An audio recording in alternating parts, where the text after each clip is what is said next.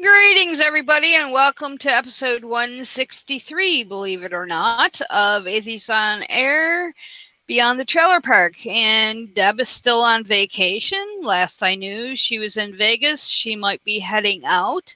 And we have, as a special guest, we brought in Trav, Amon, and hello. Hi, Trav. And part of that is my belly decided it was going to act up 20 minutes before the show started. So I didn't want to leave poor Morgan all by herself. So, no intro today. And for those of you that generally listen on Spreaker, there will be no live Spreaker feed because dumbass over here hasn't figured out Spreaker yet. I'm still figuring out YouTube. But I did set this one up all by myself with no help from Deb, which is probably a good thing because I didn't see her online at all yet today. So, Trav, welcome to the show. Thank you. Thanks for having me on. And Morgan, how are you? Doing good. Applying for jobs, so seeing if I can get something. And baking cakes. Yes, I made a chocolate peanut butter cake last night. It's quite delicious, but yeah, so when I'm stressed out, I'm just like, make all the food instead of, doing anything productive to actually help my situation. But when are you gonna make me a that's cake? my strategy. I know. I should start sending them.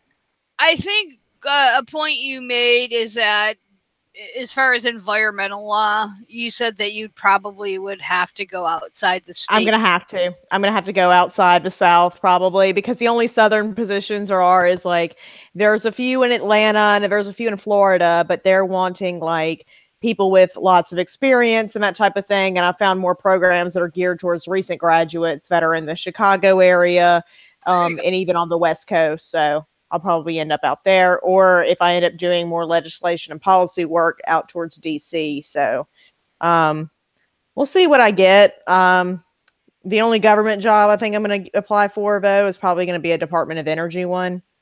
So maybe Rick Perry will be my boss. We'll see. Oh, God.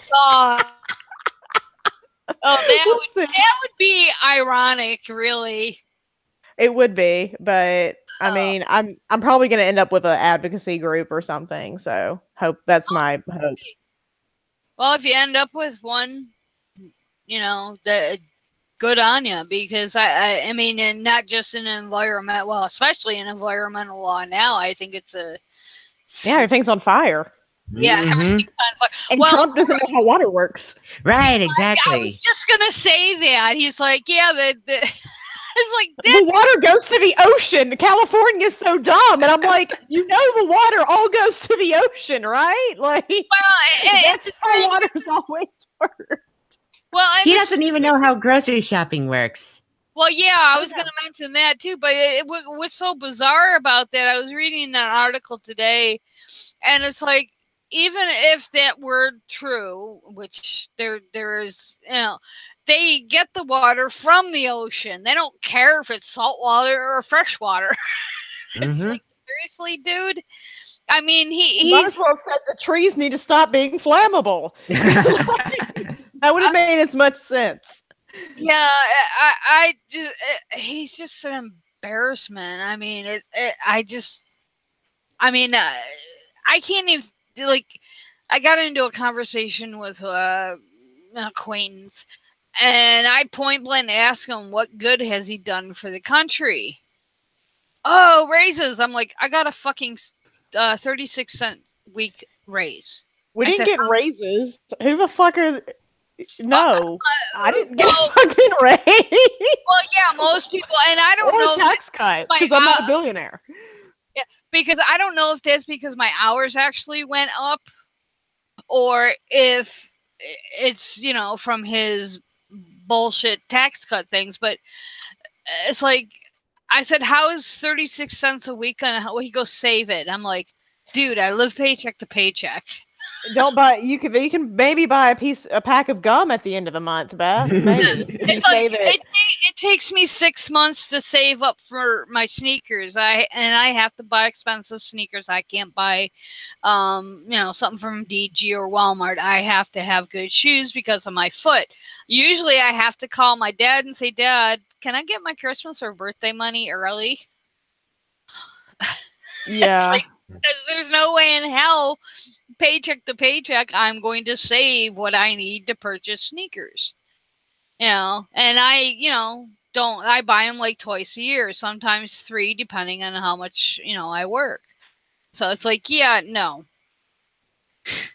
But anywho, before we delve into tonight, though, we got a comment on last week's show with Chris Rada. And I thought it was kind of an interesting comment. It wasn't bad. And Blue Heron writes, Chris Rada is just wrong about ADF being labeled a hate group.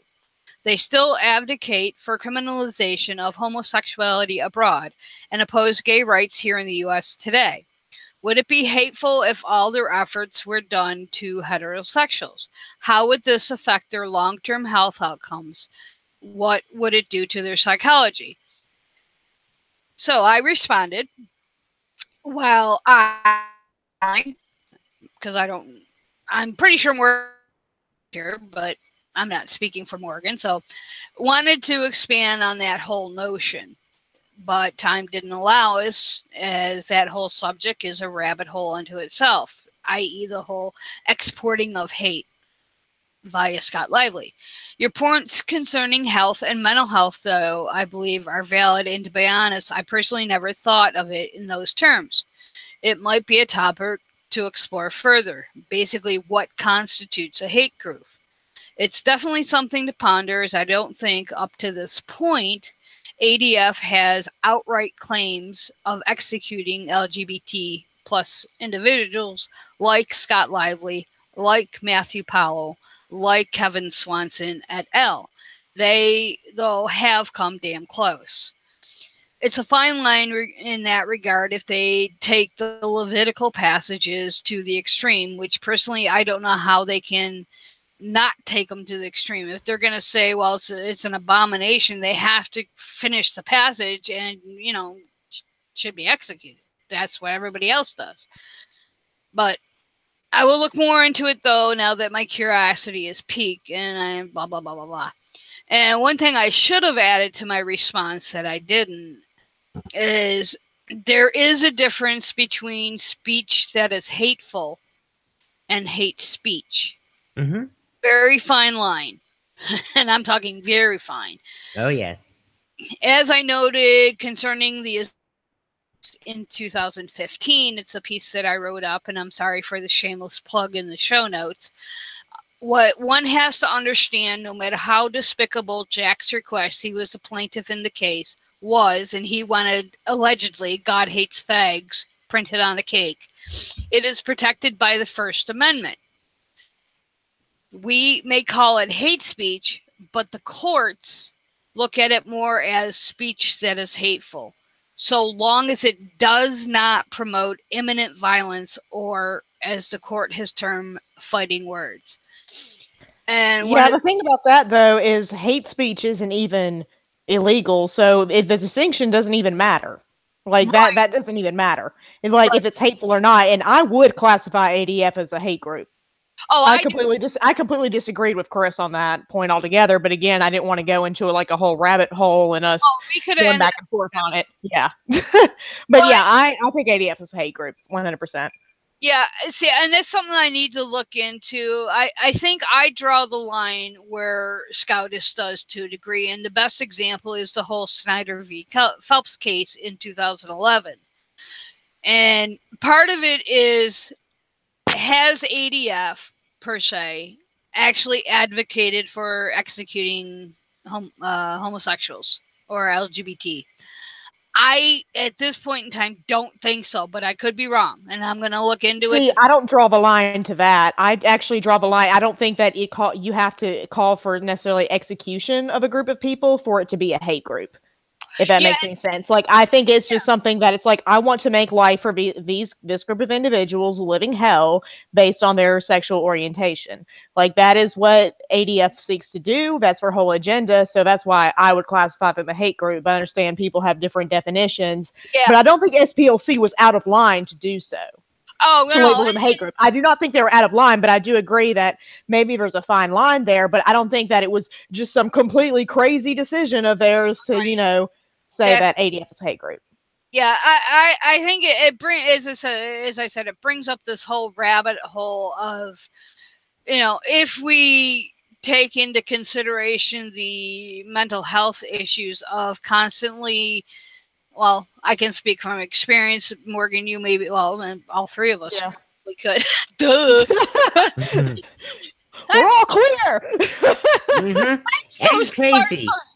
I'm so smart sometimes it scares the shit out of me. But I mean, I remember, being told, not necessarily from my parents or my church, my home church when I was a believer, that, I'm going to hell. What does that do to somebody? But I have lived with the consequences of having people threatening me physically, because I am gay. So it's a really fine line, and I think it's one that we really have to come to terms with. I mean, is the Supreme Court right in their determination? Is SPLC, who I think uses a broader definition, right? Are they both wrong? It's a tough one, but thank you, Blue Heron, for the input, and it's something I'm going to look into more when I find time. If this week's news today is any indication, it might be a while. Mm-hmm. But a second point of house cleaning, so to speak, is if you've listened to prior podcasts, you will be aware that and Morgan, and when Ashley was with us, have been following the Raif Badawi situation in Saudi Arabia. Well, this is from Radio Canada International. They arrested his fucking sister on last Monday. And it's gotten even worse. Well, if you can call it worse. Now they have expelled the Canadian ambassador and are freezing new trade agreements and blah, blah, blah. It's getting to be a mess. So not only is Raif Badawi in legal trouble and still in jail, I don't know for a fact his sister is still in jail, but she was detained. So it's something to keep our eye on. And if Raif Badawi is Ensaf Haider's husband, and she just recently became with her children, I think in June. And she's been his release since he was arrested in 2013, or was it 2015? I think 13. It's been a while. Yeah. So maybe this situation is wishful thinking, but maybe it might be the impetus to get him out of jail and the other dissidents that are wrongfully in jail for thought crimes. Now, I have a question. Is Raif's sister still in Saudi Arabia? Yes.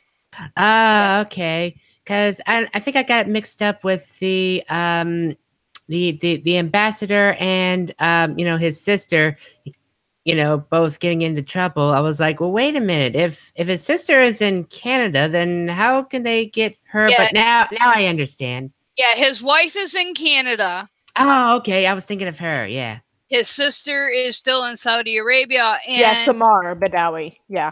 And she is also a activist as far as for civil rights, especially for women. And there was another woman, and I didn't note her. Nasima Al-Sada is another prominent activist that was also detained with her. And Nasima, if I slaughtered your name, my apologies. So, and this one's kind of a bit of a personal note. For those of you following Deb's trek across the United States, she was recently in Las Vegas, and I'm not sure if she's still there or not. I haven't talked to her yet today. She met up with Callie, and they were able to attend the Star Trek convention, which I think is fucking awesome because, yes, I am a Trekkie, although I'm a little lapsed because I don't have TV. But she got to meet Nichelle Nichols. And for those of you too young to remember, that is Lieutenant Uhura. And not only do I think she's one sexy hot mama, pardon my language, but she is a phenomenal lady. And for those of you that remember, she had a mini stroke a month prior to mine. So she kind of became an inspiration for me. And what made Nichelle's situation even more amazing to me, anyways, is that 3 months after her stroke in June, so in September of that year, she was up flying, literally flying with NASA, the real NASA, on the SOFIA project, which is the Observatory for Infrared Astronomy. And I threw a link to a video about it. So she's kind of become an inspiration for me. And what's really cool and is Deb relayed this message to Nichelle. And from how I took what Deb said is that she was quite touched by it. And I've also taken inspiration in the fact that Richard Dawkins also had a stroke around the same time I did.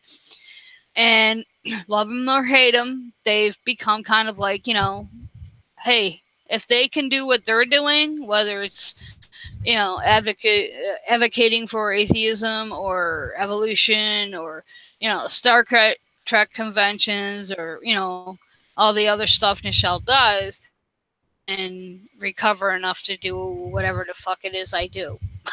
Cause havoc and chaos. So I thought it was pretty neat. And she also got to meet Jonathan Frakes, Marina Sirtis, William Shatner, she posted a picture of.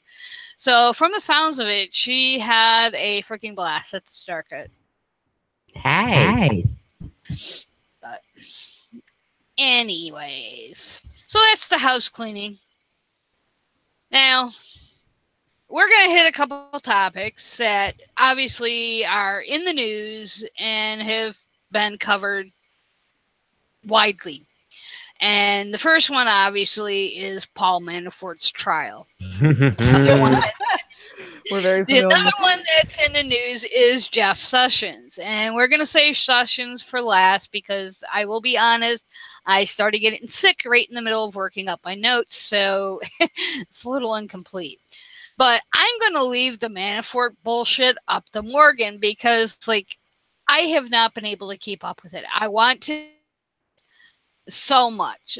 So there's 3 questions I wanted to ask Morgan. Okay. What is Manafort actually charged with, and how does it relate to Trump and this whole Russiagate bullshit? Morgan takes the bar. Yeah. And a second question is, and I'll repeat them if you need me to, are those charges alone enough to show that Trump's administration, and I mean his whole administration, not just him, but Mike Pence, Paul Ryan, Mitch McConnell, yada, yada, yada, that they may be illegitimate?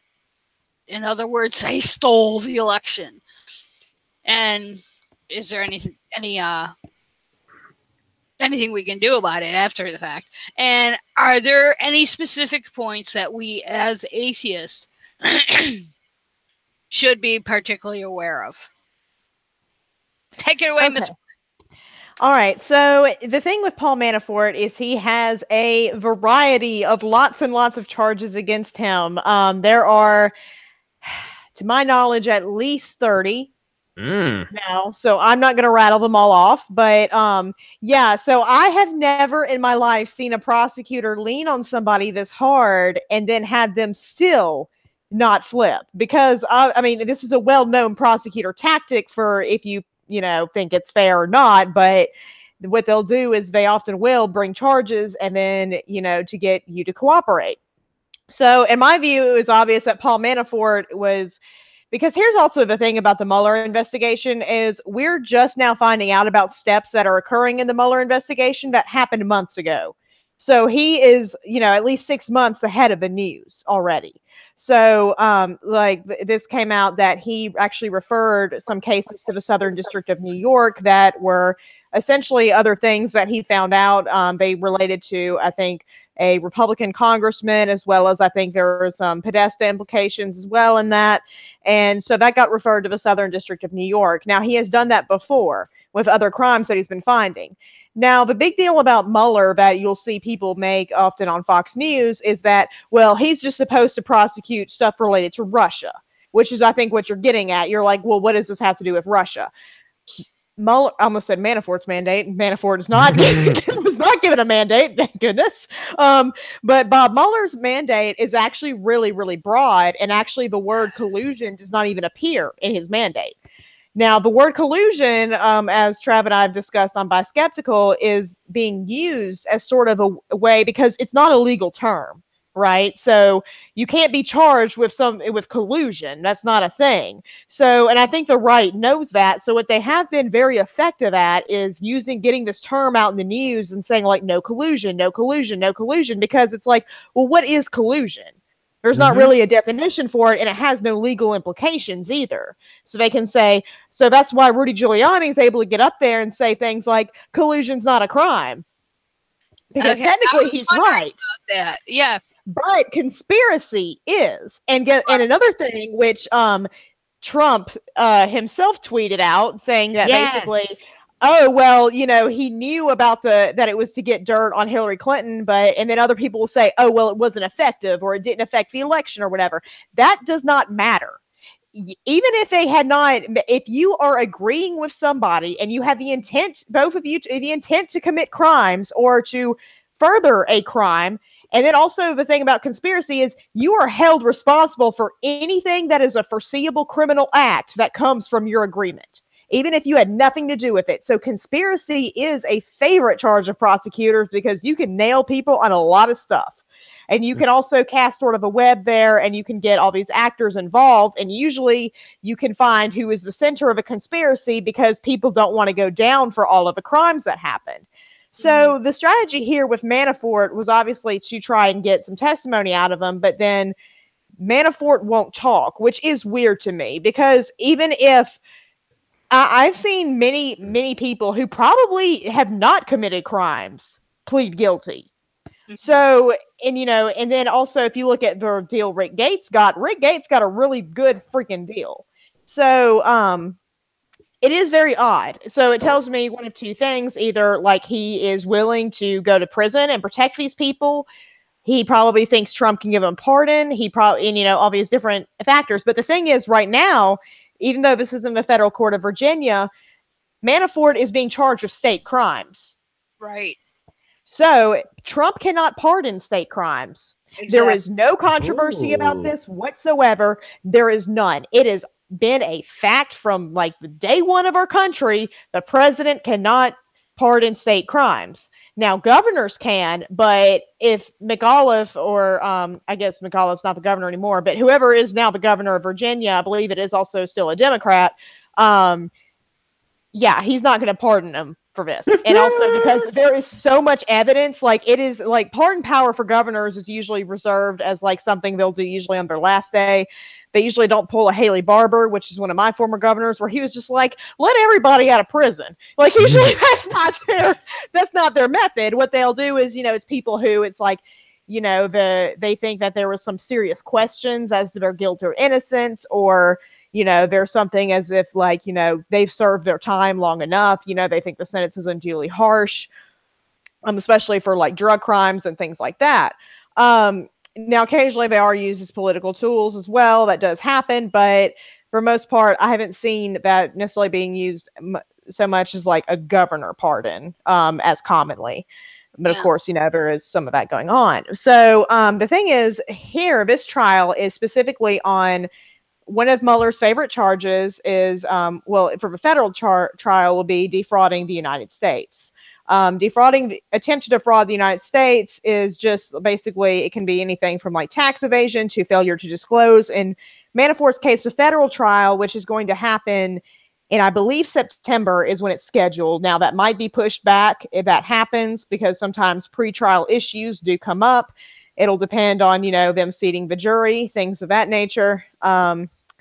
So the federal trial is going to be dealing with him failing to disclose that basically he was working as a foreign agent, which I've looked through the evidence for this trial. that actually they filed what they call a motion in limine. So Manafort's lawyers filed this motion in limine, and they tried to get over 50 pieces of evidence suppressed. But what they did was they filed it online, and none of it was redacted. So I was able to read all the evidence that Manafort's attorneys don't want the jury to see. Oh, God. So, yeah, I was bored the other day, and I was just, flipping through, and I can see why he doesn't want the jury to see that. Because there is stuff that straight up says, this is communications from his work when he has installed the Ukrainian president, or he helped to elect, even though there's questions about that election, the president of Ukraine back in 2014. I don't know if you all will remember the Ukrainian Revolution and things that happened around that time. That was back in 2014. Yeah, it was really bad. A lot of protesters were killed, things of that nature. I remember that. Yeah, it was really, really bad. And then the president ended up seeking exile in Russia. And the party that he belongs to, let's see, I think it's the Party of Pieces or something like that. But it is a very pro-Russia party. So Manafort was working for this group, charging them like $10,000 a day plus expenses. He made a ton of money from this. And so what the state charges are from bank fraud. And they are from tax evasion charges and things of that nature, because Paul Manafort also has very, very expensive taste. He, and I believe, ugly taste. Oh yeah, and ugly taste. It is like, his clothes look like the wardrobe from Goodfellas. Like, it's a bit insane. Like, I would have believed that. So one of the big things that came out was this $15,000 ostrich leather coat. It did not have feathers on it, unfortunately. And then he spent nearly $1 million in suits in 4 years. He got, I believe, in the span of at least 6 years, if not fewer, he has 7 home equity loans. And what he was doing was he was lying on these forms to the bank, trying to get better rates. He was failing to disclose that basically this was wire fraud that was happening. It was these foreign bank accounts, and he did not disclose these foreign bank accounts to the federal government. He did not disclose them to the state government, things of that nature. So it's basically bank fraud, tax fraud. So this is all financial crimes for this stage of a trial, right? So, and today, actually, Rick Gates testified. Oh, yes. So I don't know did you see that? What was said, Trav? I only caught bits and pieces of it, but from what I saw, it was sweet. I love the smell of Schadenfreude in the morning. Smells like victory. It was rough because they straight up asked Rick Gates. They said, "Did you commit crimes?" And he just says, "Yes." And then he's like, well, at least he's honest. Commit crimes with Paul Manafort? Yes. And then Rick Gates testified today that Paul Manafort basically directed him to say that a lot of these financial transactions were loans instead of payment. That way his taxable income would not be as high as it would be if he had disclosed that this was actual income. And also he named all these different shell companies that Manafort was in control of and that he told him to lie about. And but also what came out was Rick Gates was stealing money from Paul Manafort. Yeah, like hundreds of thousands of dollars. And this was from some accounts that were in Cyprus, which Mueller had been looking into in relation to this Russia stuff as well. So to go back to the question of how this relates to the Russia stuff, this has been a big argument on Fox News where they're saying, well, these crimes have nothing to do with Russia. And it's almost like the argument of saying, oh, no, these weren't crimes that he did as Trump's campaign manager. These were crimes he did on his own time, so Mueller's not allowed to look at it, which is crazy because he's a prosecutor. He has the direction to investigate any crimes that he finds. So basically, it's the fact that the Trump administration and who has worked for his campaign, they are so corrupt that it is a Russian nesting doll of crimes, if you will. They're finding crime after crime after crime. And so beside crimes, Mueller did want to take, priority of, because if he can get a conviction, in these state crimes, Manafort will be more likely to flip because, especially before sentencing. Because if you are like, okay, I'm going to cooperate now, then yeah, the judge is probably going to be a lot more lenient. And also that plus his federal charges, like he'll spend the rest of his life in prison if he's convicted. And also what was kind of freaky though was Rick Gates, when he was testifying, Manafort stared him down the entire time. And I was like, I would have like never stopped screaming if a person that I was testifying against kept staring at me like that, because he dresses like a mobster, as you can see from his wardrobe. And so it is a bit crazy. And then also at one point he started laughing and I was like, does he think it's funny? Like what, like your former dude is like testifying against you. And I think he thinks that somehow he's going to get away with it because he has for so long. And also what has come out is there are text messages that Ukrainian intelligence has hacked that belong to the Manafort family, and his daughters, they talk like they're in Game of Thrones. Like it's insane the way they talk about their dad. They're like, he's a psycho, but he knows what he's doing and all this stuff. And they mentioned several times that Paul Manafort worked for the Trump campaign for free. Paul Manafort, if you look at the invoices he was sending to the Ukrainian government, he does not work for free. And if you see his expensive taste, he does not work for free. So the question is, how was he being compensated? And he also was in a lot of debt because when you like $2 million rugs and then the guy that you helped install into the Ukrainian government has to flee to Russia, you're not getting paid anymore. So it's especially weird that he would decide to work for a campaign for free. But yeah, I think that this is all related. How exactly, we do not know yet.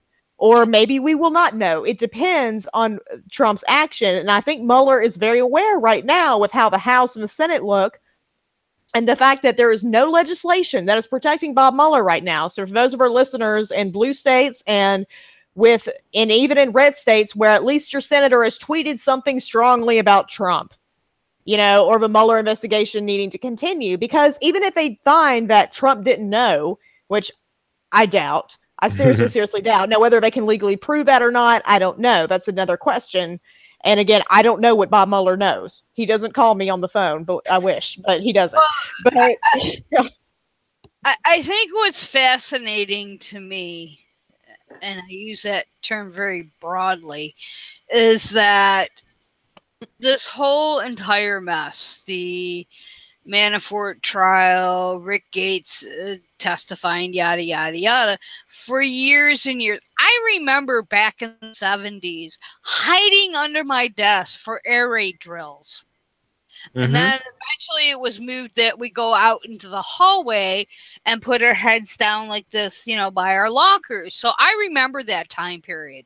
I don't know how many of you guys had to go through air raid drills, but the Cold War was real to me. The bad, godless commies. And at the time I was a believer. So, they were godless. Then, of course, we have the fall of communism beginning with the Reagan administration. And then slowly, as I got more involved, as I got older, I started noticing the embrace of Russia by the Reich. And I'm specifically referring to an oligarchy. Yeah, the exporting of hate via Scott Lively, who is responsible for the Kill the Gays bill in Uganda, or an offshoot of.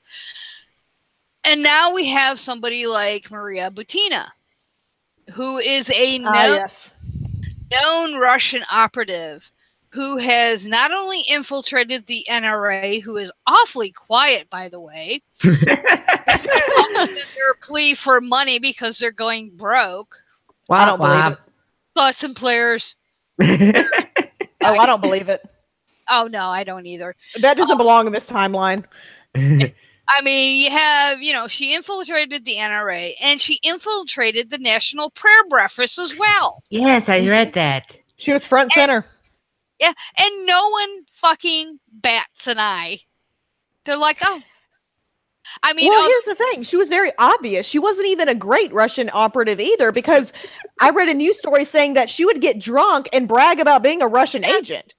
Which I think and again, this is how they always find out, because this whole Mueller investigation started because George Papadopoulos was in England bragging to an Australian official when he was drunk about how they got dirt from the Russians, and he immediately called the FBI.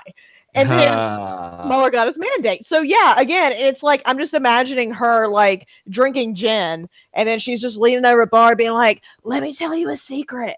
But like she's being really loud, but she thinks she's whispering.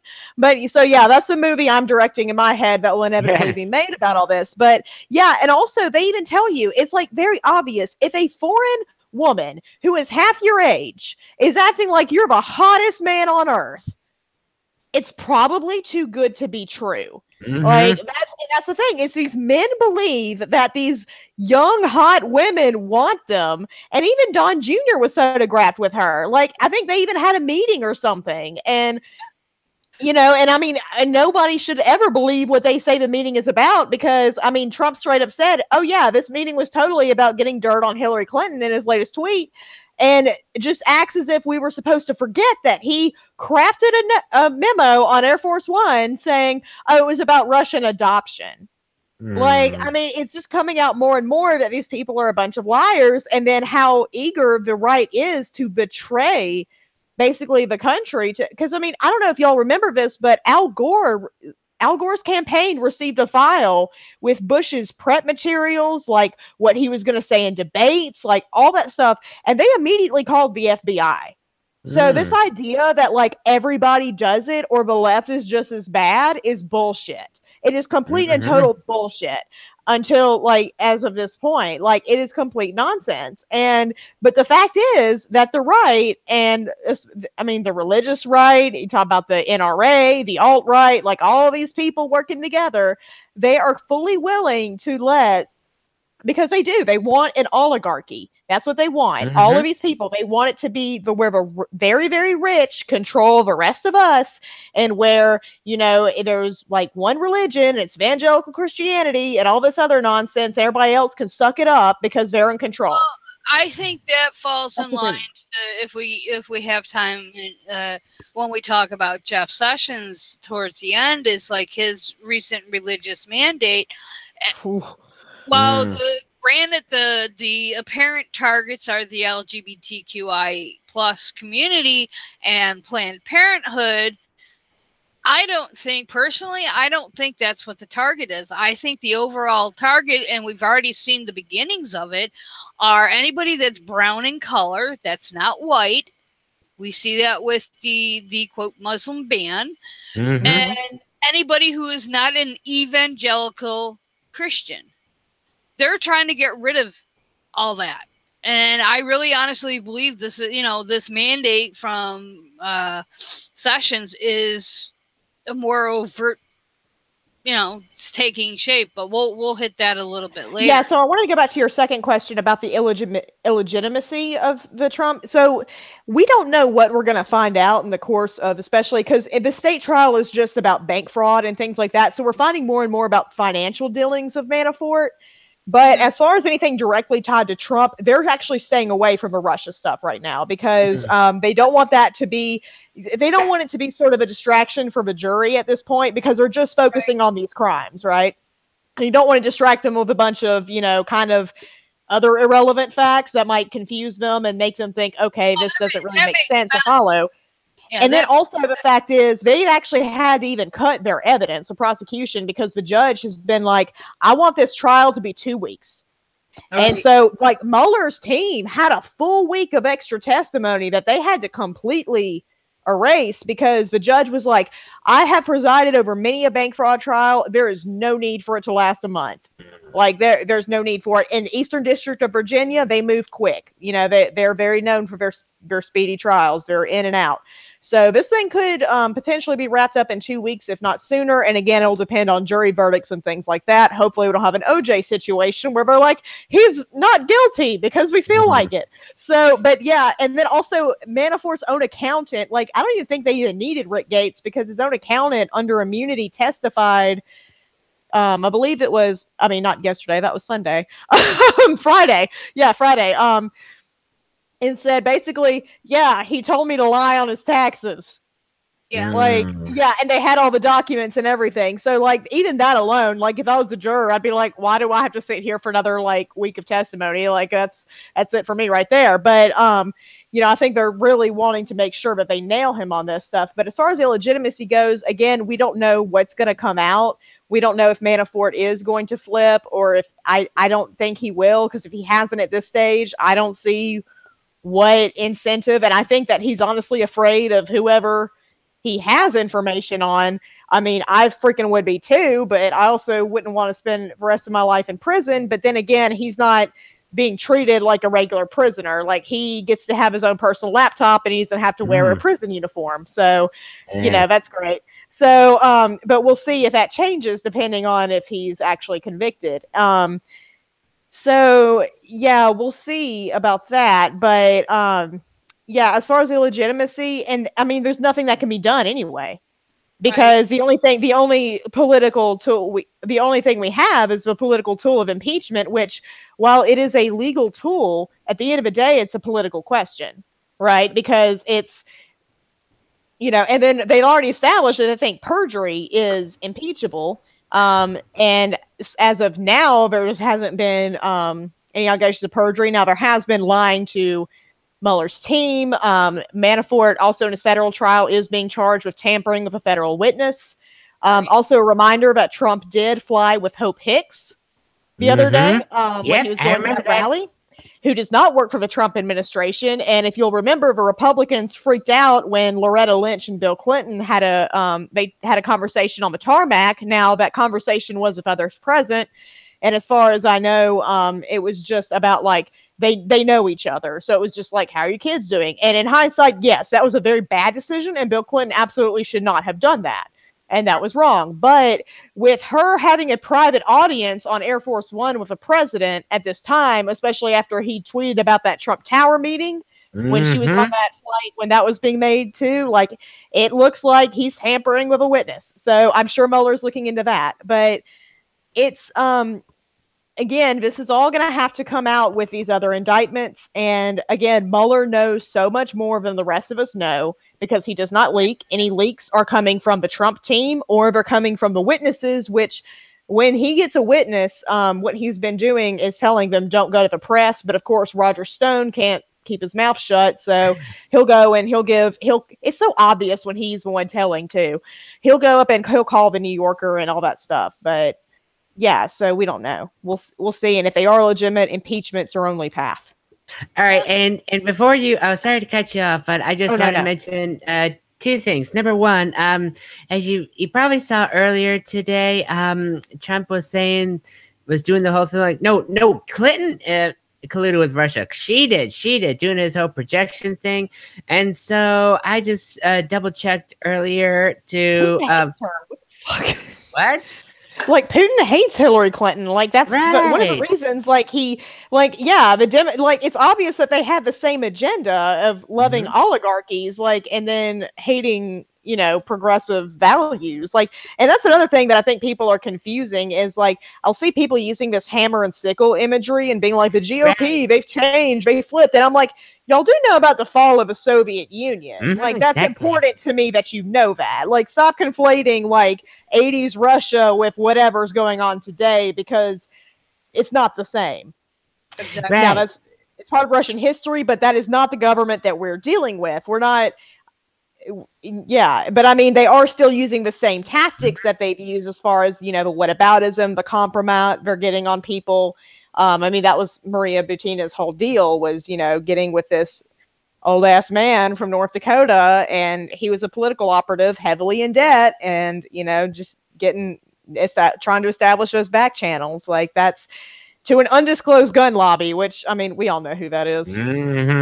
Exactly. What I was going to say is, Trump keeps saying, Clinton's the one that colluded with Russia. So I did some research, and according to the Washington Post, they gave that claim 4 Pinocchios. So he lying. And also, how many Pinocchios can you get? 5. I'm not. Oh, 5. Oh, okay. Gotcha. I forgot. And 5 is just something like the sky is red. Like, right, exactly. And also, when we're talking about Roger Stone, okay, if my phone doesn't act up, I have to. I don't know if anybody saw this the other day on Roger Stone's Instagram account, where he basically. Oh crap! My phone's acting. Okay, here we go. Apparently, Sam Nunberg said that he expected Roger Stone to be indicted next, and so Stone shared a clip of that article on his Instagram account and said this. This is what Roger says: Sam Nunberg is both a drug addict and an alcoholic with a very small penis. I shit you not.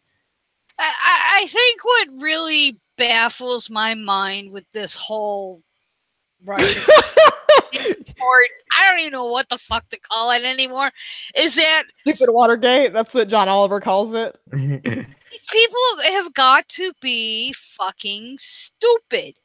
I hate using that term because I always say there's like, even to my coworkers, especially the younger ones that are in, early 20s, there's no such thing as a stupid question. There's no such, because they'll get down on it's like, no, you're not. But these people are fucking stupid. I mean, seriously. I mean, Roger Stone. Roger Stone's always been this way. He's always been a loudmouth, brash motherfucker, and he's always been dealing with people like this. And also, this is crazy that he's doing this. Like, and I'm positive. I'm like, Roger Stone's been fucking drinking again. Like, there's no way he's That's the thing. It's like, even Sam Nunberg got a small dick. It's like, what the hell purpose does that even serve? Well, it's him like I guess it'd be like, what do they call it when the president tweets, venting or whatever, or fighting back? But no, Roger Stone himself, after he was interviewed by Mueller, came out and was like, I expect to be indicted any day now, which I was like, that is a crazy thing to say about yourself. Like, that means you have committed, like, he knows, like. Well, I think Trump's tweets are catharsis after he takes a dump. Well, honestly, another thing that somebody brought up on another podcast I was listening to, it's like, part of the thing with the tweets is like, if we had seen this information, like if he had been like, my wonderful son may have accidentally committed a crime or whatever, like if he had sent that in an email to somebody and the New York Times got a hold of it, it would be front page news for a week. But if you just tweet it out, like, people don't pay attention to it as much because they said they feel like, we expect crimes to be done in secret and there being like an attempt to cover it up.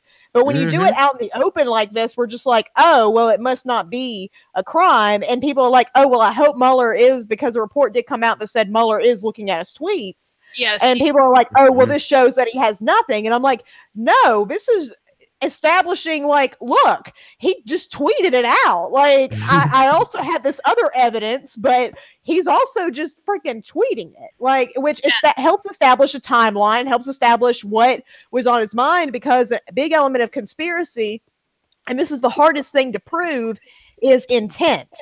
So you have to show intent, and it's very hard because it's hard. You don't have, like, you can't just pry Don Jr.'s head open and be like, well, this is what he was thinking that day. Like, so you have to show it through his behavior, through his words and actions. So I think that the tweets do serve a purpose in helping to establish, like, this is what Trump was thinking about. This is what was on his mind.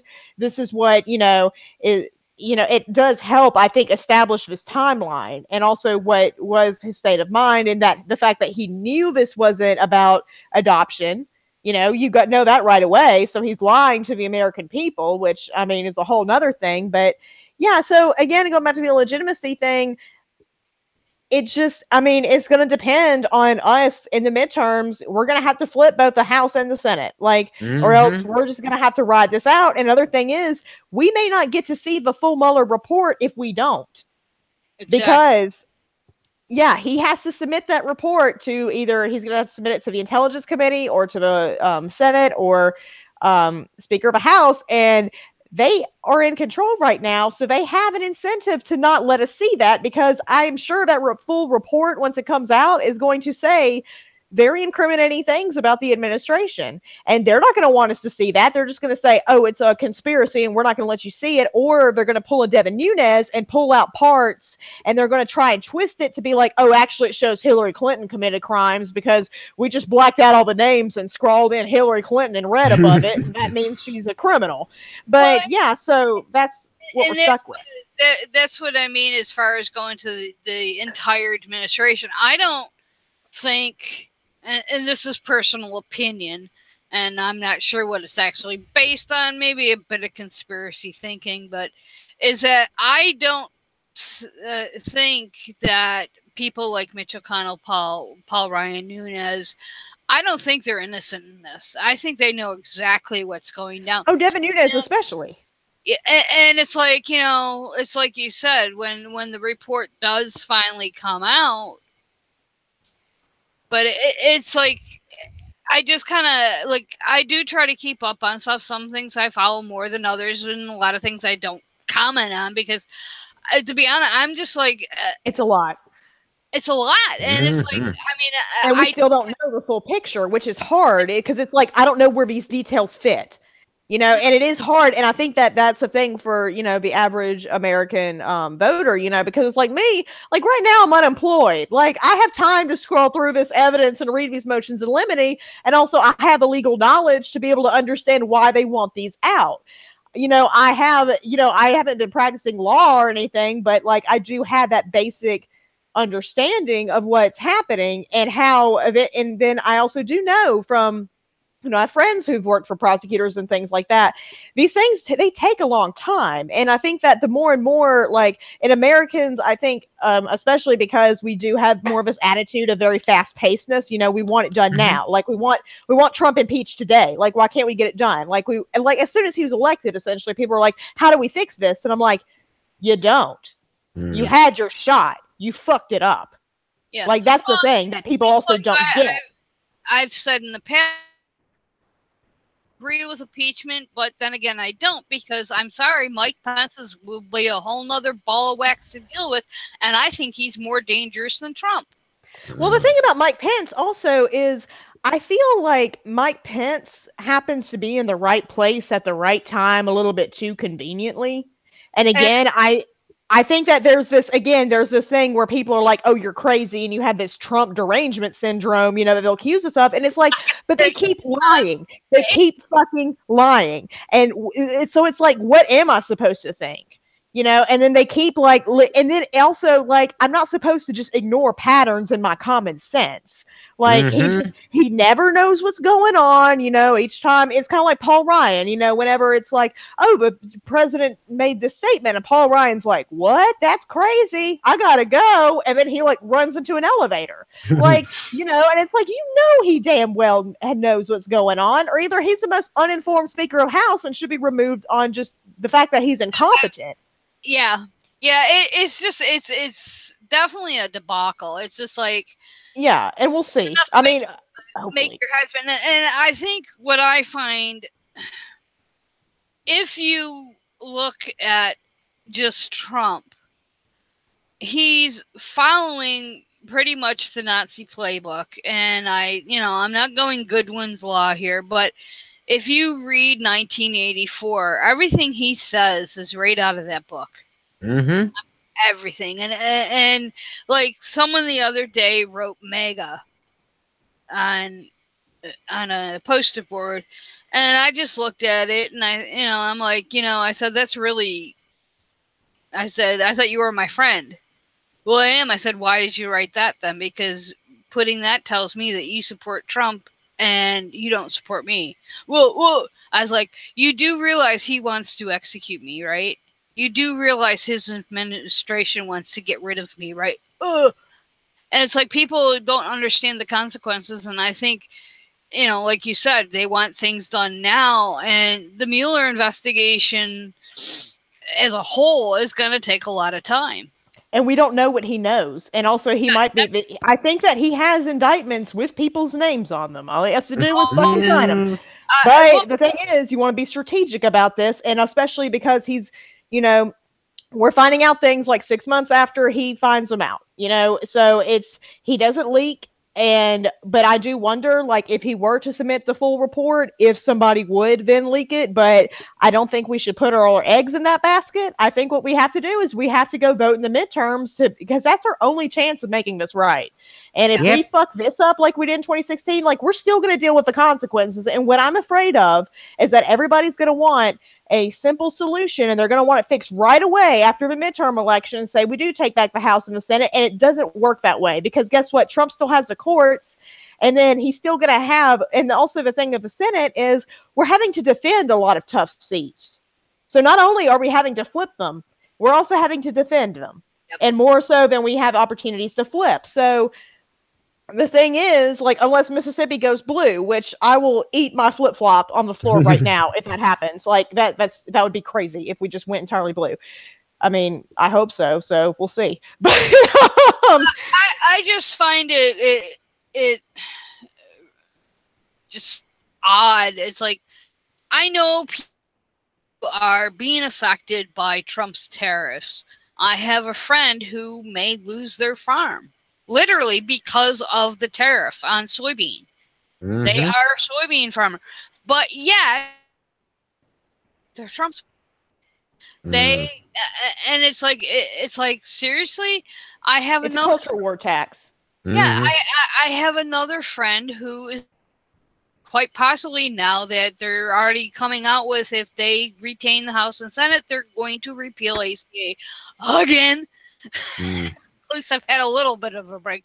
But it's like your child who is literally on life support, has a trach, is going to lose that because you're going to lose your insurance. Oh, they don't care. As long as they can beat up minorities, and, you know, either whether that be racial, ethnic, religious minorities, and you know, different sexual orientations and different beliefs, because it's like they know this. And the thing is, like, people will often say, oh, do you know the people in your state or whatever, do they just not know that they're benefiting billionaires and stuff? They're like, no, they know. They they would rather be able to treat black people like shit. Than have been, like, they would rather, like, literally die and not have access to health care than to have a black person have that same access to health care. That's how it is. And I'm tired of seeing these fucking Cletus safaris that Washington Post and New York Times are doing, being like, what do they think? Why are they still supporting Trump? Like, we fucking know why. It ain't because of economic anxiety, bitch. We all economically anxious. Like, yeah, like, I'm economically anxious, and also this myth that it's just poor people supporting Trump. Like, that's also not true, because more poor people actually voted for Clinton. And again, there's this myth of, like, the working class is white. And no, bitch, it is not a white working class anymore. Like, people just say that to mean, like, poor white people, but they're quickly, you know, not becoming as much the makeup of the working class. But rich white people, they love Trump. And they're only a bit pissed off about these tariff things because they didn't expect it. But, you know, it's like, again, they're willing to pay this sort of price because they know that the alternative, which is that they'd actually have to start paying fucking taxes, and they actually have to start paying their goddamn fair share, is a much worse alternative for them. But they better get on board, because people are getting real sick of their rich bullshit. So, you know, that's my 2 cents on that one. But yeah, as far as the illegitimacy thing goes, like, we have to make them pay the consequences. And again, it goes to this whole idea that, like, we have to make our own justice in this world, or else it doesn't fucking happen.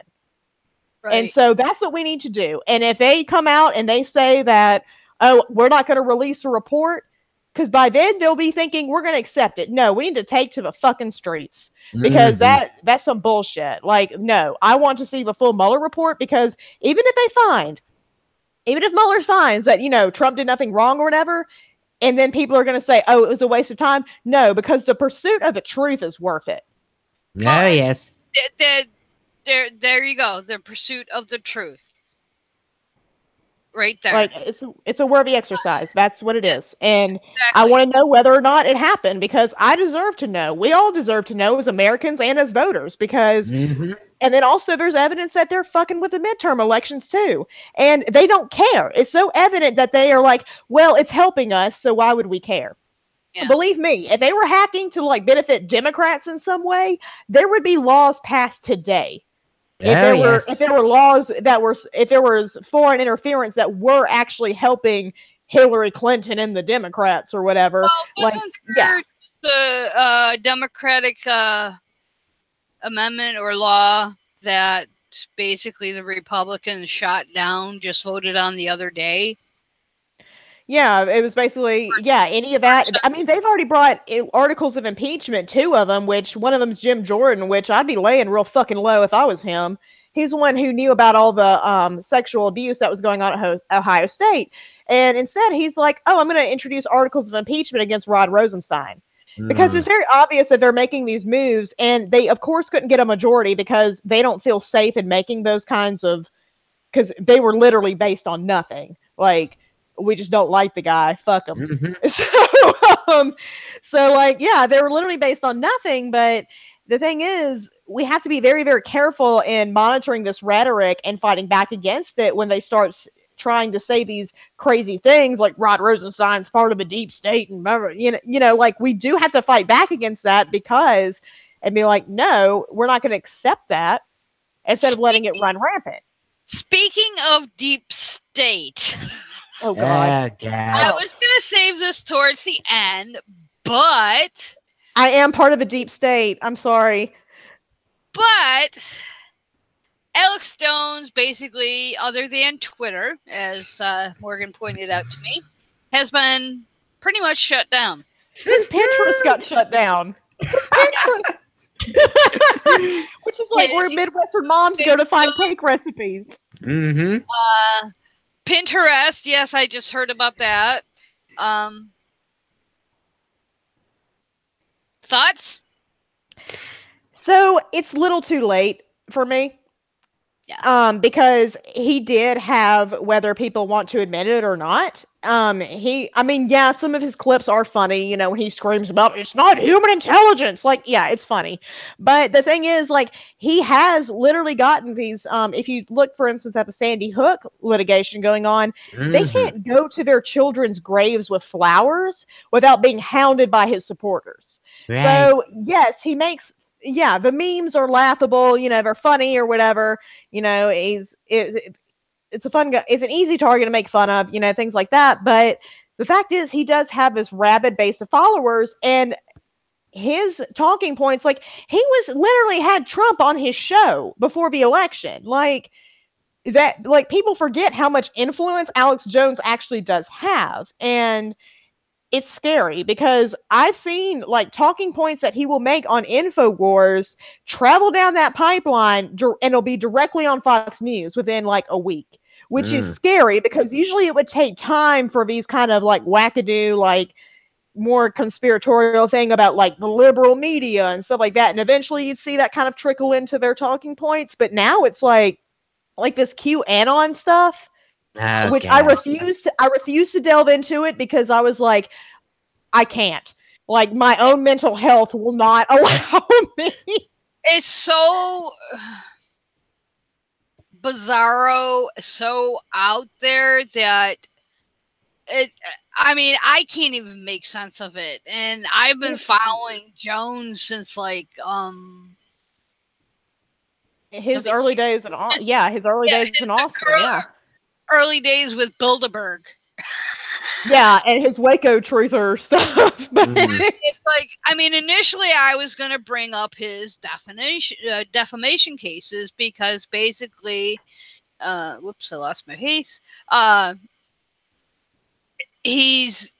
story obviously now is really exploded, but initially his lawyer was going to have to argue in court in these defamation cases that he's an entertainer and doesn't really believe this bullshit. I mean, that, you know, that was the same for his divorce case as well. They made that same claim. But then he made a video saying my lawyer's a liar, which is really all he has to do is say, oh, well, they're making me say this. Yeah. And it's that easy. It's the deep state trying to make me say this stuff that way. You know, it's that. But then also, I am glad that they did take action. But again, it's like a lot of damage has already been done, and he's already been exposed to millions of people, and they're just going to seek him out on whatever platform he has left. Like, I know that he was even on Spotify, which it is really hard to get your podcast on Spotify. Like, it is very difficult. Off a spot, according to what I read just before the show. That. A lot Twitter of is his only platform. Yeah. A lot of this broke between 4 o'clock yesterday morning, Sunday morning, or this morning. I don't even know what it is. And we're going on air, so I'm like trying to update my information, but supposedly he's been tossed from Apple, Facebook, Spotify, and YouTube. The only one, Pinterest. And as you said, the only platform he has is Twitter. But that's still a huge platform. Yeah. And it brings up an interesting issue with, and I've had this argument with people before, is the whole idea of platforming people. I don't necessarily believe in censorship. In other words, I don't believe the government has a right to shut somebody down. But a private company such as Twitter, such as YouTube, etc., do. Well, here's the thing. It's another fine line. I can, like, for me personally, I blog. If I ask you, Morgan, to come on my blog to do a guest post, or you, Trav, and I read the guest post and decide I don't like it for whatever reason, I don't have to give you that platform. Right. I mean, it does not jive with what I want to express. Although that probably would never happen between us. But you have a right to say it. You can put it on your blog. You can put it on your platform, but I don't have to give you that platform. And that's basically how I look at companies like Twitter. I mean, they are essentially, they're not government controlled. And, now, if a school, and this has happened to, Ann Coulter and the like, invite somebody to speak and then deplatforms them, then we're getting into some gray area. If you invite somebody, you obviously didn't do your due diligence. So it's that gray area, but this is not, from what I have read, the quote government has not sent a mandate down. Obviously, and they love Alex Jones. Yeah, well, then there's that whole issue too. I mean, with the Trump support of Jones and vice versa. But I think a science enthusiast did a little posting about this, and basically what he wrote was this. What this ultimately comes down to is the fact that Alex Jones repeatedly and consistently created and perpetuated outright false stories. Jones is the primary. Jones is the primary culprit behind the Sandy Hook false flag conspiracy and the belief that for some unknown reason the government wanted kids and teachers to die and the other victims' families to be scarred for life, and that of people that resulted in a lunatic shooting up Comet King Pong outside of Washington, D.C. Incidents like this are directly a result of Alex Jones and InfoWars' propagation of conspiracies that have resulted in emotional and tangible physical damage. This isn't about censorship of ideas. This is about controlling willful deceit. He goes on a little bit further. When a platform is used by someone in a way to repeatedly spread demonstrably false information, and when they repeatedly encourage violence, they forfeit their ability to use that platform. Sites like InfoWars and people like Alex Jones have repeatedly done these things and do not deserve to have a voice on these platforms. And I agree with that 100%. Yeah, me too. Although I do have one small, let's see here, one small worry. I wonder if this is going to confuse Alex's whole thing about how the Jews, I'm sorry, the deep state is trying to censor. Oh, he's already made that claim. He's already made that claim on Twitter and said that this shows that he's actually trying to tell the truth or whatever. But I actually think that I think that this is actually a good move in removing him from this, because again, like there is this paradox of people being like, there is this paradox of a tolerant society, right? Where people are like, oh, so much from a tolerant left. You're trying to shut down my ideas. And it's like, to an extent, we have to have a tolerant society. Like that's just part of it. Because it's like, if you're going to, and also you don't have a right to defame somebody. Like that's legal action that you can take against somebody for defaming you. But, you know, and then it's come to a point where this man has literally made the parents of children who were murdered like targets. Like if that is not, and then I've been like, I have had friends that have been banned for less. Like Deb has been banned from like Facebook for fucking less. Like, like, and she's not over there saying bullshit with his dick floating in front of his face. That one kills me because it's like I've been on Facebook probably within a year after it came out. So, you know, and like most people, I've been pretty much there since the beginning. And man, I try to get banned, but I just can't get banned. Try to get banned? Yeah, but yeah, she'll make a innocuous little posting about this Russian singer, and you know, somebody goes off on, you know, gets their panties in a twist.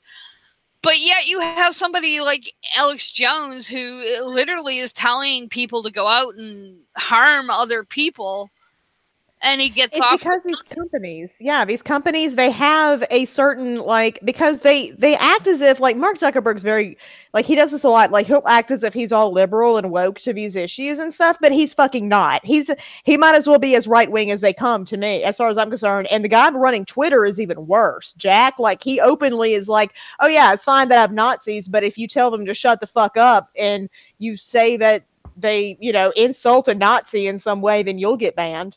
But, you know, that's fine. And it's almost as if he's advocating for the Nazis there, which, I mean, come up with your own conclusions with that one. But, yeah, it's like this whole, they're only doing it because of this pressure, I think. And it's only because I feel like also the fact that Facebook lost billions of dollars the other day might be pushing them in this direction, because people have had it. Like, they've had it with them also saying, you can't have it both ways. You can't say, I'm going to get rid of this fake news, and then also say, well, anybody can say whatever the hell they want.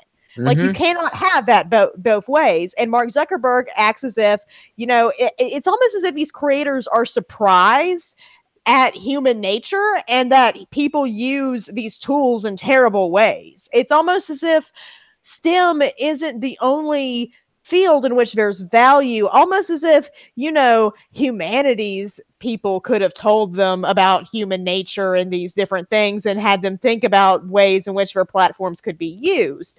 But, you know, I digress. Yeah, they're not useful. Yeah, fuck you if you don't have an engineering degree. But so it's this whole thing where they're acting as if they're surprised, but they're also trying to have it both ways. Whereas, you know, people like Jack just don't care. Like, it's coming to a point where I'll see like these neoconservatives even like tag him and things, like even a point where Don Trump Jr. has tagged Jack into stuff or mentioned him, you know, in a Twitter post and been like, I'm being censored because blah, blah, blah, blah, blah. And, you know, it's like, no, people just don't like your tweets. Like these people saying that they've been shadow banned. And it's like, no one thinks you're funny or you have anything worthy of saying. So you're not getting the retweets. Like, that's what it is. Like, you're not being fucking I use Twitter, I use Facebook. Obviously, I don't agree with some of their policies. I don't like how they're handling this situation, obviously. So, people I don't quote like, I just don't follow them. Or I ignore them. You know, it's like, until something better comes along that fits what I, you know, my ideal, it's what I have to work with. And what I found interesting about this whole thing with Jones is within not even 24 hours, because this came down at like 5 o'clock. Yeah, it was a very weird time. First they came for Alex Jones. Ted crusade against Facebook reaches new extreme. This is the headline of the article. While liberals in the media cower, the Texas senator heroically defends the influential conspiracy Ugh. and all others from the tyrannical censorship of big tech. I'm like, oh boy. It's like he does know that thing starts out with first they came from a socialist, right? Right? And then they came from a trade unionist, and then they came from the Jews, and then they came from me. Alex Jones is the very opposite of all of those things, and also, yeah, I didn't say anything because I'm not a dumbass who peddles in fucking stupid ass conspiracy theories. So yeah, I actually said it was good. Yep. I did more than say nothing. I'm saying it's good, so kiss my ass, Ted Cruz. I hope Beto destroys him in this election. Like, good God. Like, imagine having a platform where you are a freaking U.S. senator, and you have the audacity to be like, let me defend this man who has millions of dollars from just peddling awful conspiracy theories. Like, that's going to make me super likable. Like, to quote John Boehner, former Speaker of the House, about Ted Cruz, I've worked with Republicans and I've worked with Democrats, and I've never met a more miserable son of a bitch. God damn. But yeah, I mean, this is an ongoing mess, and so I'm curious to see where it leads, because yes, I am an Alex Jones follower, but not because I believe Are you? Oh yeah, I'm like, hey, where's my InfoWars? That's what made me look. Because I know where's my InfoWars? I mean, it's really bizarre. I mean, I follow him because he's a fucking loon, you know, and I have been tracking him for so long. I have lost count how many years. I know it's at least 10, but it's like I noticed on my feed, I'm like, it was missing. So I was wondering why I kept getting that poem quoted, but people kept commenting on, like, first they came for Alex Jones, and then they would add their own commentary about why that was a dumb thing to say. And I was like, where's this? Like, I assumed Alex Jones said that. I had no idea Ted Cruz decided to give his hot take. And it's like, what kills me about people that quote the Niemöller poem is that they have no context of the poem, as you they quote it wrongly too. They'll insert whatever group they want to in there, and they'll be like, first they came for the straight people, and I'm like, no, that's not how it is. There's one version of the poem, and you can't just insert whatever the fuck you want to in it to make it applicable.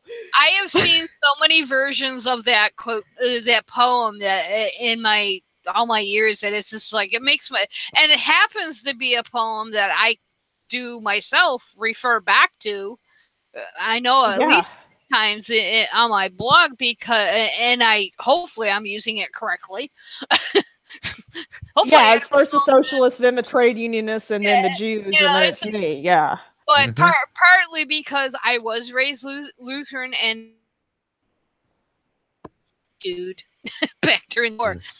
But yeah, so yeah, keep your eye out for the Alex Jones thing. So I'm curious too, because I also follow the other nut jobs. I want to see where this may lead.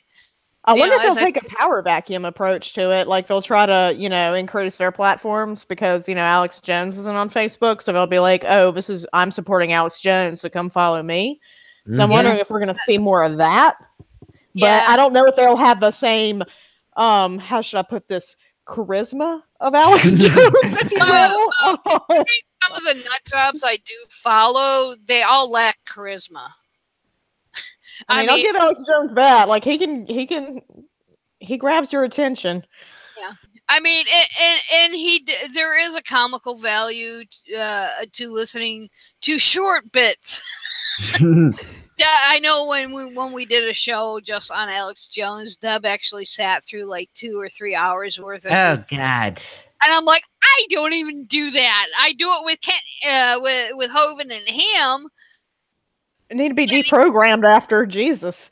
Oh my God! I mean, yeah, especially with Ken Hovind. But it's like, I would never. I think the longest I've ever sat and listened to Alex Jones in one sitting was an episode he put out about Michelle Obama being a transgender I remember that. Yeah, well, I had to rip his argument apart, and it got into other details. But I think that one was like 22 minutes. I think that's the longest I've ever That's seen. too long still. Like, Mhm. most do, but like when he's going on his side rants about nothing, he'll be like, "You can't defeat the human spirit." Like those, Mhm. like, yeah, because they're like, this is people have been making memes already, like posting that clip where they'll be like Alex Jones's reaction to getting banned from Facebook. But yeah, so it'll be interesting to see what we find about this, because but the thing is, like, he's already cultivated such a big following that they're just going to go like probably directly to his website and Well, get that same content. It's just the ease of access. Like, you can't just be on YouTube anymore and look it up. But I mean, but I'm no wondering, like, for his diehard fans that he has, like, I don't think this is gonna, like, they're still gonna seek him out, like, and Yeah. then he's still well, a big he enough name, and there's enough money to be made where it's like somebody's gonna host him. yeah, he has according to stats I've seen, just on on Facebook, 2.4 million followers, Mm. and We're all business, Trav. like with providing a platform, all Facebook basically did was deplatform him, and that's the right. Now, whoever does his server, I'm going to assume, or his ISP, he might have his own. He can put whatever site. I don't care. You have that right. I mean, Yeah. I might think it's garbage, but you have the right to say it if you can find a platform that'll support you. I'm not saying that if he owns his own server and has his own ISP, no, nobody should be touching him. Just as I don't agree with Westboro Baptist Church, but I do support the ruling in the Snyder Phelps case, because in essence, if you break it down to the brass tacks, that ruling was correct as far as free speech goes. On a personal, do I agree with it? Not really, but from a legal standpoint, that's how I look at it. So, yeah, it'll be I mean, interesting. I'd be fine with him ordering it taken down if, like, he continues to defame people. There comes a point when it's just like you don't have that legal right to do that anymore. Well, But the thing is, like, I when you think get to that, yeah. But the thing is, it's like with Facebook and all this, like, I do think that it is a step in the right direction. But again, it's like I worry that so much damage has already been done. Is the thing. Is what I worry about. But the thing is, like, I do think it's a step in the right direction. I wish Twitter would ban his ass too, but that'll never happen. I just don't understand how any company, no one in particular, could have, support Money. for. Well, yeah, you just answered my question. So we won't cover. Speaking of money, we'll get off of Alex, because I spend more time on Alex than anybody else. Oh. He's a fun guy. We should have him on as a guest. No. I was thinking today, when I realized what happened, I was thinking, oh, my news feed will be nice and quiet. Yeah, fuck that shit. I mean, this has got to be one of the craziest Mondays as far as news goes that I've had probably in a couple months. I'm like, holy shit, I'm just one person. So, I mean, by Friday, it's going to be nuts. Like that, because that's how it happens. Like, when it starts off nuts, it's going to progress and get even pretty much. Why people that I know that do this kind of stuff full time, I give them kudos, because I do know a couple bloggers that, like, they are a one-man show, and they, like, have stuff about all this. And I'm like, how the hell do you do it? And she goes, well, I only sleep 3 hours. Oh, jeez. I'm like, oh, I can't do that. But speaking of wasting money, FFRF recently won a case in June against the state of Texas and Greg Abbott concerning free speech rights. Basically, what happened is Abbott ordered the removal of FFRF's winter solstice display and Bill of Rights nativity from the state capitol of 2015. Yes, this is how long this case is going on. We are now in 2018. So, I mean, it's gone through the courts. This was the appeals court, and then there's one state supreme. So instead of saying, okay, you're right, we've lost at every court level, fucking Greg Abbott is appealing it. Mm. And, you know, it's like, okay, you've already wasted $200,000 minimum of taxpayer money. Now you're going to waste another possibly $300,000 on. What does this lawsuit stem from? Basically, what happened is FFRF placed a nativity scene which depicted the Bill of Rights with some of our founding fathers in the form of a nativity scene. 3 days later, and they went through all the proper protocol for applying for it because, you know, let me see if I can. Yeah, here. FFRF had placed a duly permitted display celebrating the winter solstice and Bill of Rights at the Texas Capitol in response to a Christian nativity scene there. The whimsical exhibit depicting the Founding Fathers and the Statue of Liberty honoring the birth of the Bill of Rights, adopted December 15th, 1791, had the requisite sponsorship from a Texas legislator. Abbott, at the time, as chair of the Texas State Preservation Board, ordered FFRF's display taken down only 3 days after it was erected, lambasting it as an indecent, mocking, and contributing to public immorality. So basically, this was illegal. Bill of Rights, public immorality? Yeah, but he's been fighting this now for 2.5, 3 years, costing Texas taxpayers money. And I read an article. I thought they loved the Founding Fathers. Exactly. Good point. So he's filed an appeal. They're going to appeal to the 5th U.S. Circuit Court of Appeals. Oh God, yeah, that one. I'm in that circuit. It's Mississippi, Louisiana, Texas. Yeah, but it's a rough one. FFRF has won on every level of the judicial system, and that's good. This would be if the circuit ruled against FFRF. It would be a travesty because there is no precedent to do so. So a lot of people are saying that it should be a slam dunk that they would win again. So basically, Abbott is wasting more money that could be spent elsewhere. And according to some op-eds and other stuff that I've read, if he loses at the circuit level, he's going to try to take this to the Supreme Court, costing Texas more money. This began. That's very expensive. Yeah. Yeah, and you're talking the lowball estimates for the total cost if this case goes to the Supreme Court is over $1 million. I've seen lowball 1.2 total. This is including all the cases, and I've seen highball figures of $1.7 million that Abbott's. I think that's probably going to be closer to it because Dallas lawyers, they'll bill you.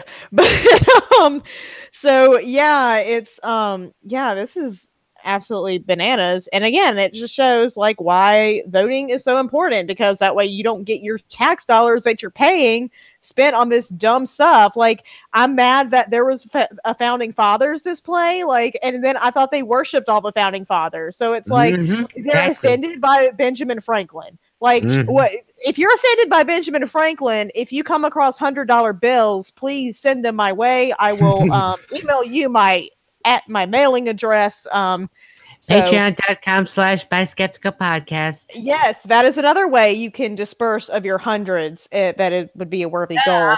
I'm taking donations. Yeah, I mean, hell, like, send it out to us all. We'll split it. Hell.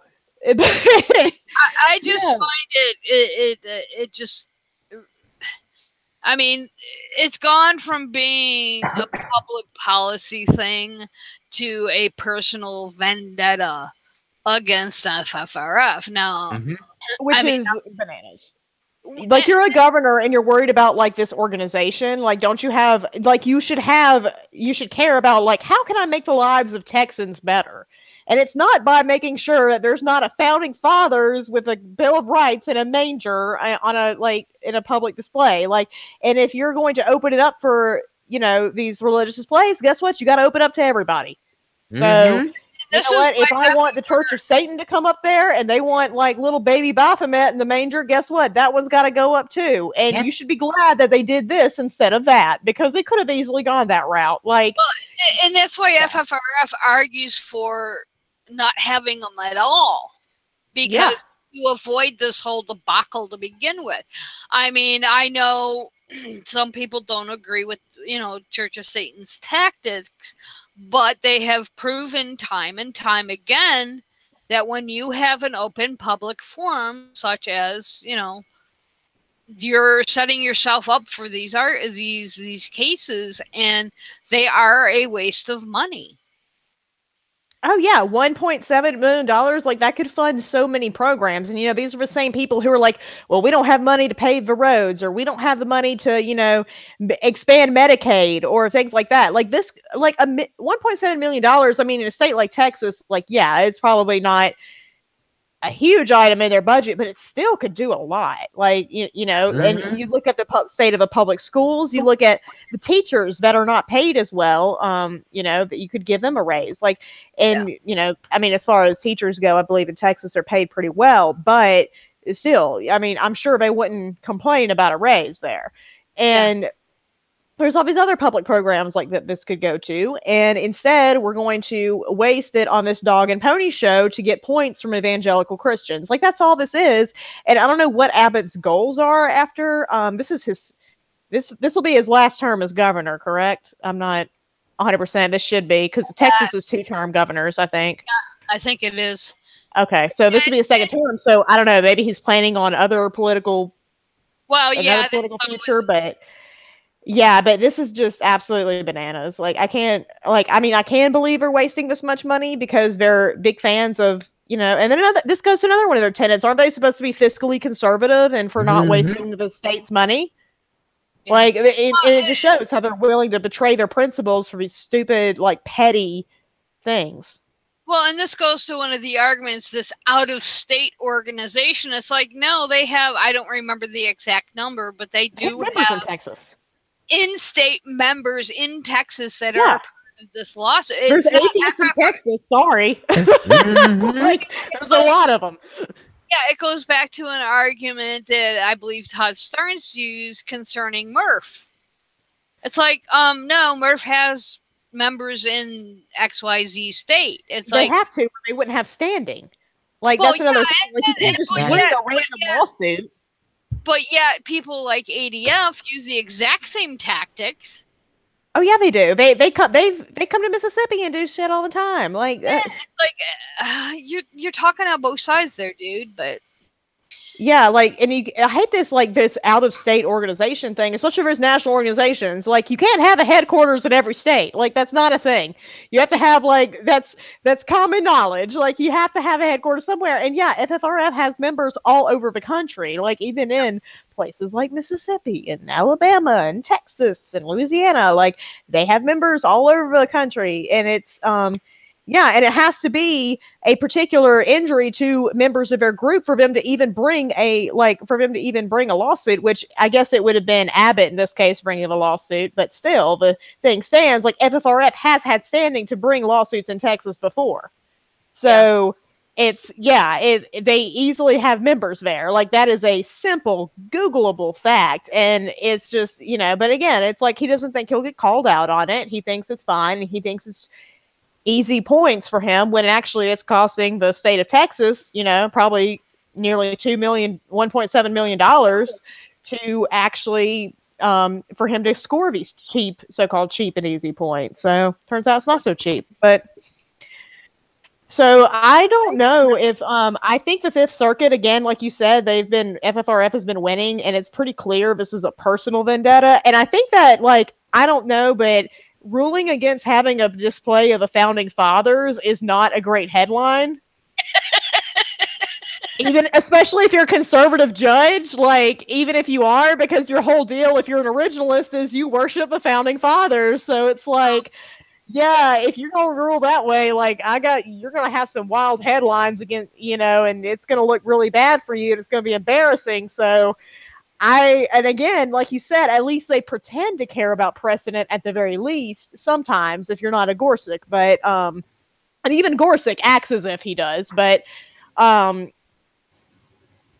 much lesser degree than Roberts. But yeah, it's just absolutely bonkers that this is what they're trying to die. This is the hill they're dying on. Yeah, I never even thought about that point concerning the founding fathers issue in there. Yeah, like you're saying if I display the founding fathers, then that's like that should not be allowed. Like, and you're a Republican, like what? Definitely be interesting to see how this goes. I mean, knowing the Fifth Circuit, hopefully it'll go FFRF's away, but I just thought it was kind of, yeah. I mean, I can if they're just like, I'm going to do whatever I want, but because, and this is also the hell year, but it's, on any like actual legal grounds. Yeah. No, I mean, it's pretty well decided, and I don't even think the Supreme Court would really want to even. Yeah, they might. Yeah, they might not even touch it. They have declined some cases from, group instances like this because it's like precedent. We've already decided it. Yeah, we've already decided it. And this is not precedence just from the last. This is old issue. This is an old. This is going back literally to our founding. So it's I don't think Roberts is going to be like, I don't like the founding fathers. Like, again, like that is I could see it maybe even getting more traction. I still wouldn't see how they could rule against it legally, but if it was like, again, the Satanic Temple that was like, let's have a demon baby in a manger, but if it's the founding fathers, like, yeah, the optics of ruling against that do not look great, and I think this is a brilliant move to use the founding fathers because, if you say anything about it, then we're like, but wait, you love them, so what's your deal? Why FFRF did it that way. I mean, they have used this display elsewhere, but I'd be curious. It shouldn't. It's not offensive to any. Like, it's not like it's the founding fathers. Like, it's... yeah. But you mentioned something that's easily Googled, and this story is really a bit bizarre, and it's really not about atheisting per se, but I know many of us. I have two on my show. Are going to face being advocates for members of our transgender community and those that are bi and lesbian, gay, whatever. You can throw every initial in there you want, but P. And it goes to a point on intersectionality that we may hit next week, depending.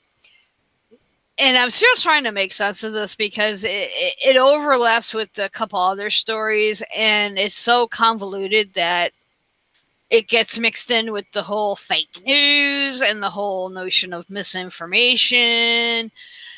But there's a poster, well, a couple of them, that have been making the rounds, and the one I've seen, and I can't figure out how to do screen share, so I'm sorry, I will post it on the group page, is one that has the rainbow flag in a vertical alignment, so up and down, with a man and what appears to be a small child. I don't know whether it's male or female. And each figure has a heart in it. And then on the bottom it says, because love is love. So what is that, some Catholic shit? No, it gets better, Trav. Yeah. But basically what I have dug up, because I've seen this being shared, and I'm like, some pro, some con, confused the hell out of me, is that internet trolls, and I mean literal internet trolls, have basically been piggybacking on the stereotype that maliciously associates the LGBT community with our favorite sexual predators, i.e. pedophiles. And basically, what's been suggested is that these campaigns are being strategically planned by the alt-right and other anti-LGBT groups to tie LGBT plus people to pedophilia, causing further marginalization of queer individuals. Yeah. So it's a fear-mongering campaign, basically. And yeah, because no LGBTQ people are actually like, yeah, let's let the pedophiles in the community. Like, no one's saying that, but what they are doing is they're trying to present this idea as if we are, or as if this debate is actually going on in the community when it's not. Right. That way, straight people will look at us and be like, oh, well, if they're even like, oh, well, I saw that poster, so at least somebody must be for it. So that means that queer people must be for allowing pedophiles in their community.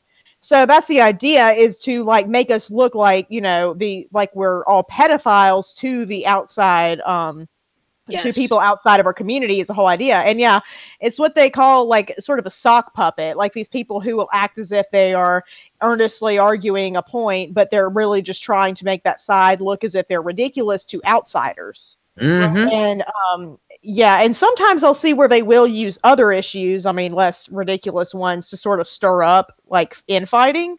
But this is strategically being done so outsiders will look at the LGBTQ community and associate us with pedophilia.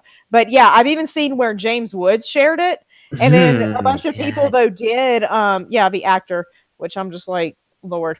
But he's a whole, and he's one to talk too, because he has a history of like being affiliated with underage women. But so I'm not gonna go into that, or underage girls, excuse me. But so I've seen where he like shared it, but then other people on Twitter were messing with him, and they were posting like posters that said like James Woods is a moron, and they're like, oh well, I saw it posted, so it must be a thing, you know, like, things like that. Yeah, that's the stupidity, and this goes back to your comment about Googling things. Is that Matt Powell?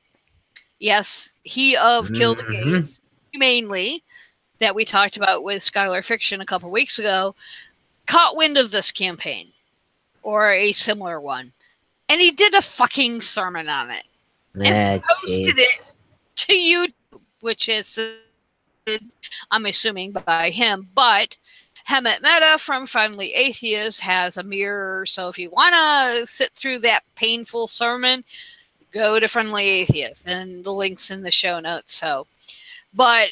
And this don't they support Roy Moore? Like, how are they like? I love how they're like, oh, these pedophiles are all awful, but then they couldn't wait to vote for people like Roy Moore. Yeah, exactly.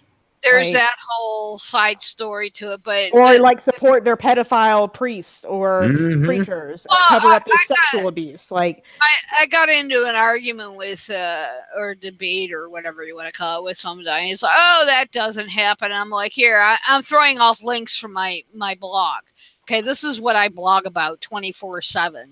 Okay, I mean, I average 40 to 60 articles a week about religious people or priests or clergy diddling little children. Okay, so it is happening, and and then it's clearly to make us look bad, because the thing is, like, they're willing to fully support these individuals, and they don't actually care that people are predators towards children. What they actually care about is making the LGBTQ community look bad to like straight allies.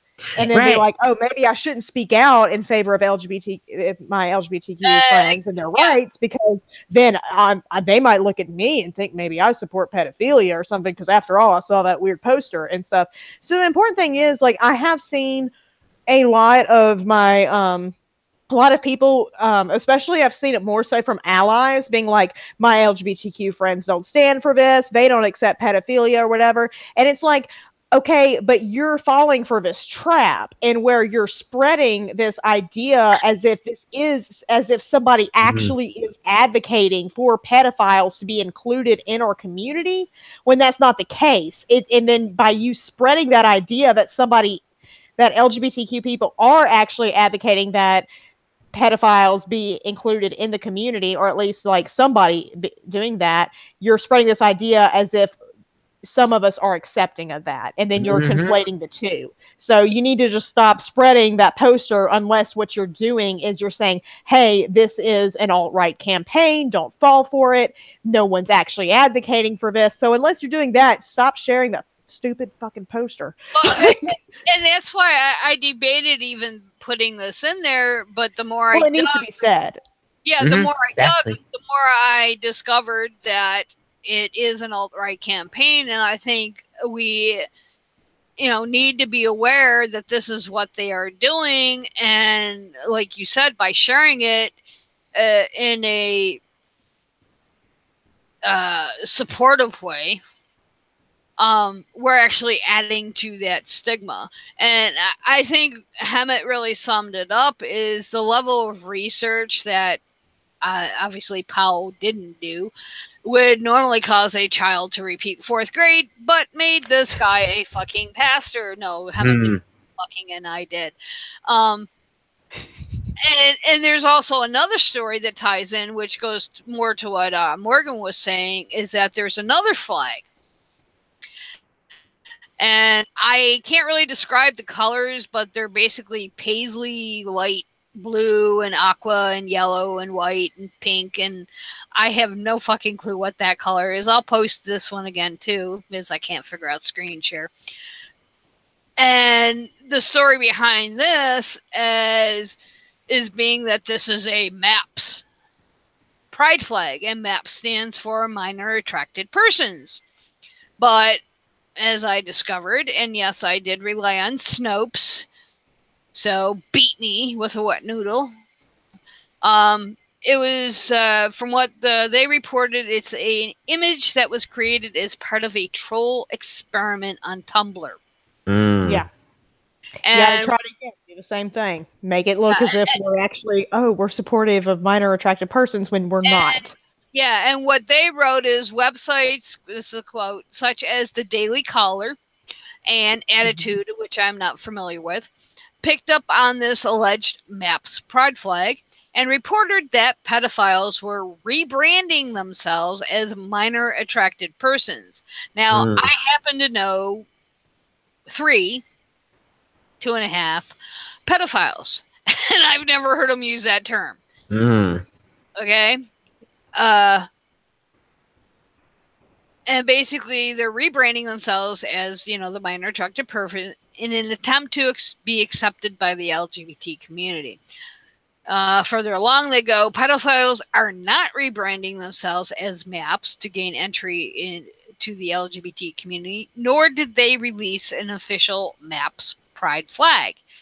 As noted in an article they posted prior about the homophobic and false rumors that the P for pedosexual was being added to the initialism. I've never heard that word, initialism. I kind of like it. LGBT, no link has been, established between pedophilia and homosexuality, and there are scientific studies that support that. And I just find it so bizarre because it's like,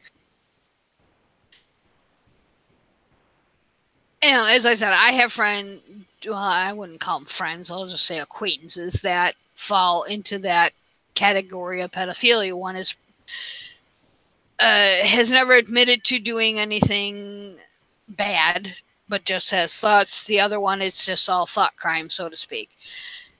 How I got acquainted with them, I will never know, but it kind of falls into my interest with the whole diddling priest thing.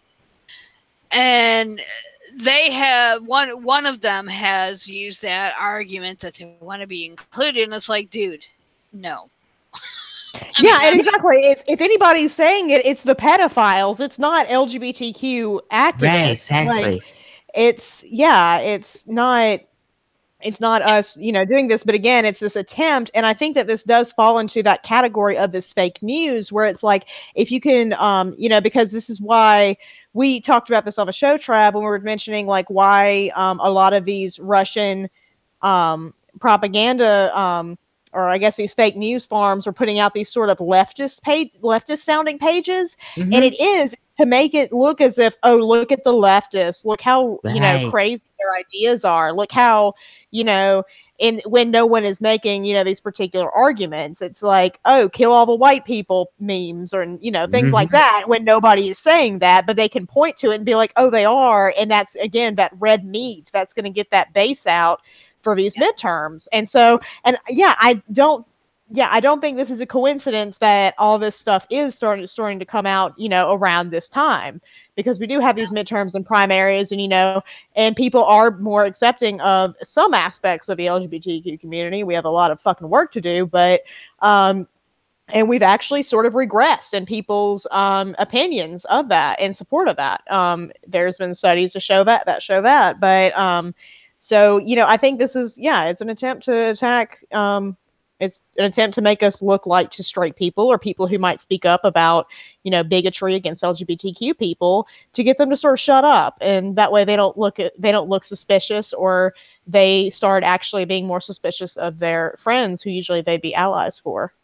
Yeah. Well, it's like, this predates, this whole debacle, by a couple years, but I actually had, when I worked for the gas station, I actually had a customer, I'm going to say most likely Republican leaning or GOTP leaning, who basically came up to me and started just going off. And said, I don't have a right to work where I work, blah, blah, blah, blah. I shouldn't be around children. I'm a danger to children. And I'm like, are you accusing me of being a pedophile? And basically that's what he was doing. And I'm like, first of all, no. I said homosexuality and pedophilia have nothing to do with each other. I said, second of all, I have no interest in people younger than I. I learned my lesson on that one. I don't date anybody younger than 3 years than me. Okay? I'm not going to do anything with a child. I don't even like children. I really don't. If I can't give them back, I don't want anything to do with them. It's just, and this was before this even came out. So the damage that it can do if we don't push back in a unified way is just, astronomical. We've already seen, as Morgan mentioned, a digression in support for LGBT issues.